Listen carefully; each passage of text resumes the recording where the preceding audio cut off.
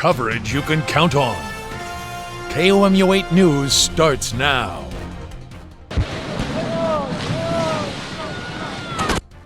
The death toll is climbing after a 7.8 magnitude earthquake hit parts of Syria and Turkey this morning.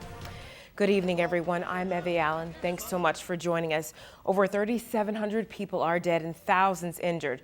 CNN's Isabel Rosales has the latest, and we do want to warn you, some of the images are graphic. From under the dust and rubble, a small hand reaches out. Volunteer white helmet rescuers pulling out a Syrian boy from the debris, alive. But their frantic search for life is not enough. We need help, we need support, immediate support from anyone who can support us. The catastrophic 7.8 magnitude earthquake collapsing buildings as people slept in bed. The U.S. Geological Survey predicts the death toll could rise by the thousands based on the location of the quake in Turkey and Syria. It's one of the strongest to hit the region since 1939. We're not ready to deal with something like this. It's bigger than us and bigger than any NGO operating in northwest Syria to handle this disaster. Survivors unable to go home, taking shelter wherever they can find, even in cars. If you want to say hello to my kids. But strong aftershocks complicating the search for those trapped, the biggest of them measuring a powerful 7.5 magnitude. International help is on the way. Several countries are donating money, equipment, and manpower as rescuers dig for any signs of life. I'm Isabel Rosales reporting. Well, Turkey's president declared 7 days of national mourning, stating in a tweet flags will be flown half-staff until sunset on Sunday. Well, President Joe Biden responding to the crisis, saying he's directed a team to monitor the situation and will provide any and all needed assistance. President Biden will deliver his State of the Union address tomorrow evening. Well, emergency officials prepare for a controlled chemical release after a train derailment in Ohio. The train derailed Friday night and an immediate evacuation was ordered yesterday. Multiple small explosions caused a massive fire after at least 10 cars believed to be carrying hazardous materials derailed. The state is participating in the controlled release of toxic chemicals in 5 train cars this afternoon. The Ohio governor says emergency workers knocked on doors within 2-mile radius to make sure no one was in the area. Those in the red area are facing grave danger of death if they are still in that area. Those living in the orange area are at risk of severe injury including skin burns and serious lung damage. The controlled release is expected to last between 1 to 3 hours. Well, the U.S. Navy and other agencies are still searching for remnants of the Chinese spy balloon in hopes of determining what data was gathered. Now, Chinese officials call the U.S. response a, quote, unacceptable and irresponsible action. A senior U.S. general says other Chinese surveillance balloons have flown over the U.S. during both the Trump and Obama administrations. One government official says since the balloon weighed a few thousand pounds, it needed to be shot down over water. 3 buses worth of metal will be falling down, potentially on hospitals, potentially on kindergartens. Is that risk worth taking? Now, the balloon increased tensions between the U.S. and China. Secretary of State Antony Blinken canceled his trip to China just last week, and a U.S. Air Force fighter shot down the balloon Saturday. Thank you, Kesley. Well, a proposed shelter on Business Loop could soon aid the local unhoused population of Columbia. The Voluntary Action Center plans to build the Opportunity Campus. Now that a 26,000 square foot shelter would be constructed on the corner of Business Loop and Bowling Street. Columbia City Council will vote tonight to approve a construction permit for the facility. One Columbia business advocate says this project must be managed correctly to help everyone involved. Our concern in September when we first heard about this is that a mismanaged shelter is something that can really harm an area of town or a street. So what we asked for from the city and from other people involved was a good sense of a management plan for the area. Now, the shelter would operate 24 hours a day year-round, housing up to 120 people with modern amenities. Another big topic at the council meeting is amending the city code to allow for recreational marijuana to be sold in Columbia. The city will consider establishing comprehensive facilities and micro-business facilities in 2 phases. The proposal would allow the conversion of existing medical facilities to the comprehensive facilities type. If the council approves, medical marijuana dispensaries can begin selling recreational marijuana tomorrow. The second phase of the zoning change would require micro-business facilities to have stronger evaluation on their potential impact to the city, specifically by prioritizing lower-income applicants and those affected by previous marijuana laws. Well, traffic will be shut down for 10 minutes on Interstate 70 Wednesday night. Boone County Electric will remove a power line on the highway. Now, crews will shut down the highway around 10 p.m. near Perch Creek Bridge and west on Sorrells Overpass. Now, I-70 traffic will be shut down in both directions. Columbia Fire Department responded to an early morning house fire on the north side of town. At around 1 a.m., crews were able to rescue 3 people and a dog from the home on West Leslie Lane. Columbia Fire Marshals determined the fire started in the attic due to electrical problems. The fire chief credits the working smoke alarms in the rescue effort. Smoke alarms save lives. This is a perfect example of that occurrence. So we had 2 adults and 1 child who were able to receive early notification of the fire, and it allowed them the time they needed to exit the residence. The estimated damage cost for the fire is $80,000. Well, the Mexico Public Safety Department responded to 2 house fires over the weekend. No injuries were reported at either fire. Now, fire started on East Jackson Street around 8 p.m. Sunday night and significantly damaged the upstairs portion of the home. Early this morning, fire officials responded to a house fire on North Kentucky Street. Crews found flames coming from the attached garage of that home. Well, still to come, new information on changes to Jefferson City's new transit system and how it might put the brakes on your commute. And details on a new CDC tobacco sales study. The results might surprise you.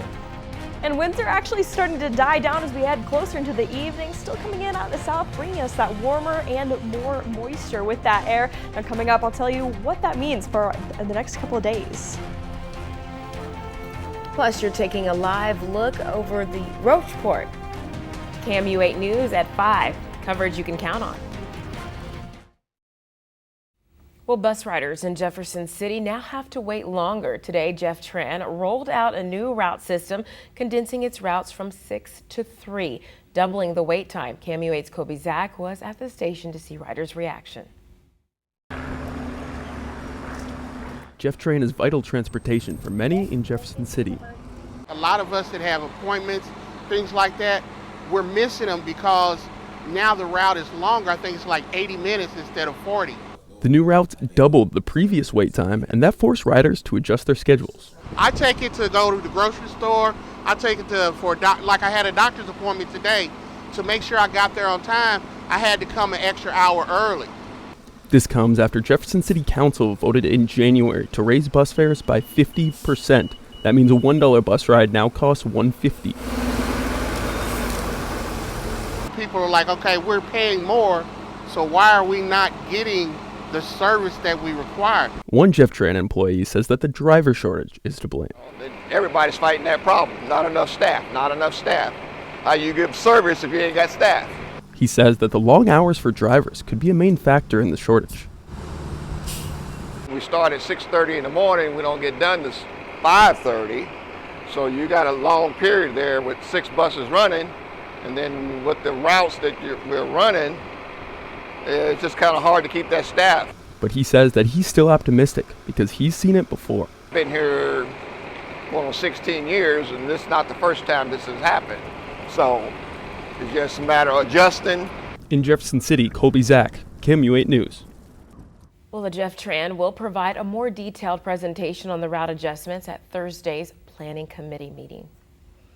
Well, next, a new study reveals a possible path to reduce your risk of long COVID-19. And rain could start as early as this evening. Coming up in just a couple of minutes, I'll tell you how long you can expect this rain to last and when you might see some more chance for rain. Here's what's happening right now.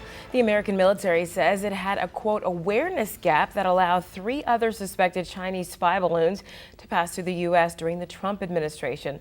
The Trump administration says they were not aware of any balloons traveling across the U.S. while he was in office.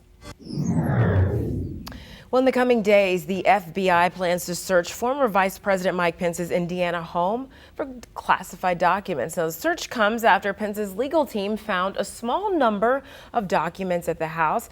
Pence asked a third-party team to search for any documents after President Biden reported finding documents at his Delaware home. Both of these searches follow the DOJ's investigation of classified documents found at former President Trump's Mar-a-Lago estate. Thank you, Kesley. Well, a new study shows how women can reduce their risk of long COVID. Researchers looked at 6 healthy lifestyle factors, and that's smoking, diet, alcohol consumption, sleep, exercise, and body mass index. Between 2020 and 2021, they looked at the study with white women who tested positive for COVID-19. Now, the study findings are limited due to the demographic sample.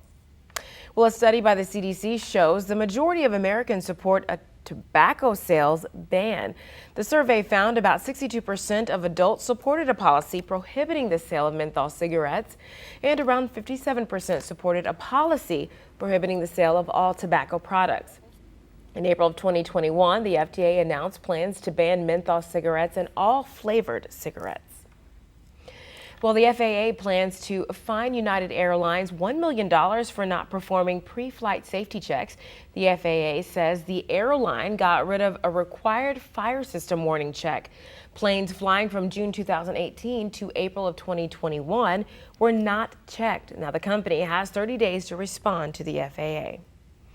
Well, all gas and no brakes. New car prices continue to climb. Find out why next. Well, if you need a new ride, you might want to check the used car lots again. After months of rising prices, used car prices are now quickly falling while new car prices are on the rise. Supply chain issues created a huge backup in new car sales and triggered the price spike. Well, another tech company announced major layoffs. Dell Computers says it's letting go about 5% of its workforce.